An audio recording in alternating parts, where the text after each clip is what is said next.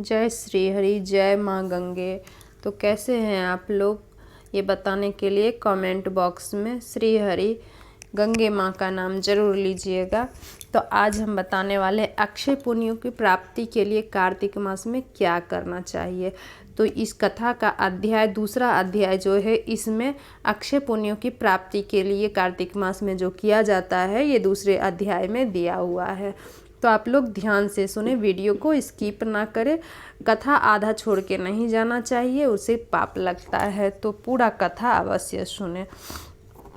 अगर मेरे वीडियो पे नए हो तो सब्सक्राइब ज़रूर कर दे, बेल आइकन दबा दे, ताकि मेरे वीडियो की नोटिफिकेशन आप तक पहुंच सके। तो चलिए शुरू करते हैं। अध्याय 2। भगवान श्री कृष्ण आगे बोले, हे प्रिय, जब गुणवती को राक्षस द्वारा अपने पति एवं पिता के मारे जाने का समाचार मिला तो वह विलाप करने लगी। हाँ नाथ, हाँ पिता, मुझको त्याग कर तुम कहाँ चले गए? मैं अकेली स्त्री तुम्हारे बिना अब क्या करूं? अब मेरे भोजन वस्त्र आदि का व्यवस्था कौन करेगा? घर में प्रेम पूर्वक मेरा पालन पोषण कौन करेगा? मैं कुछ भी नहीं कर सकती, मुझ विधवा की कौन रक्षा करेगा? मैं कहाँ जाऊं? मेरे पास तो अब कोई ठिकाना भी नहीं रहा। इस प्रकार विलाप करते हुए गुणवती चक्कर खाकर धरती पर गिर पड़ी और बेहोश हो गई। बहुत देर बाद जब उसे होश आया तो पहले की भांति करुण विलाप करते हुए शोक सागर में डूब गई। कुछ समय के पश्चात जब वह संभली तो उसे ध्यान आया कि पिता और पति की मृत्यु के बाद मुझे उनकी क्रिया करनी चाहिए, जिससे उनकी गति हो सके। इसलिए उसने अपने घर का सारा सामान बेच दिया और उसे जो धन प्राप्त हुआ, उस धन से उसने अपने पिता एवं पति का श्राद्ध आदि कर्म किया। तत्पश्चात वह उसी नगर में रहते हुए 8 पहर भगवान विष्णु की भांति करने लगी। उसने भगवान विष्णु की भक्ति करने लगी। उसने मृत्यु पर्यंत तक नियम पूर्वक सभी एकादशियों का व्रत और कार्तिक महीने में व्रत एवं उपवास किए। हे प्रिय, एकादशी और कार्तिक व्रत मुझे बहुत प्रिय है।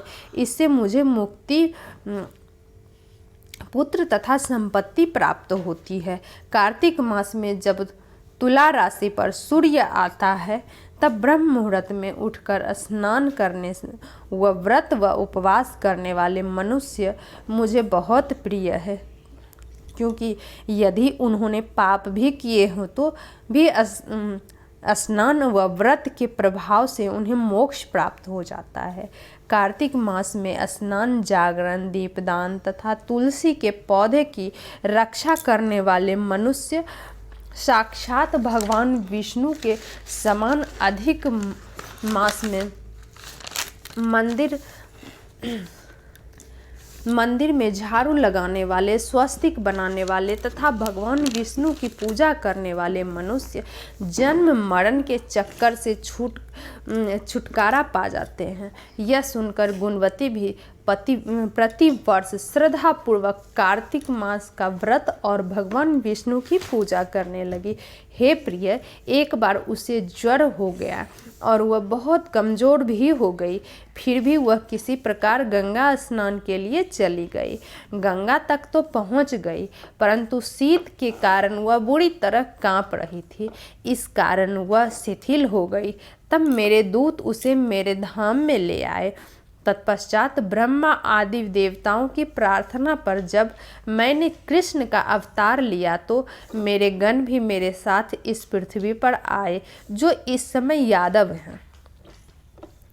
तुम्हारे पिता पूर्व जन्म में चंद्र शर्मा, जो तुम्हारा पति था, वह डाकू है, और हे देवी, तू ही वह गुणवती है। कार्तिक व्रत के प्रभाव के कारण ही तू मेरी अर्धांगिनी हुई।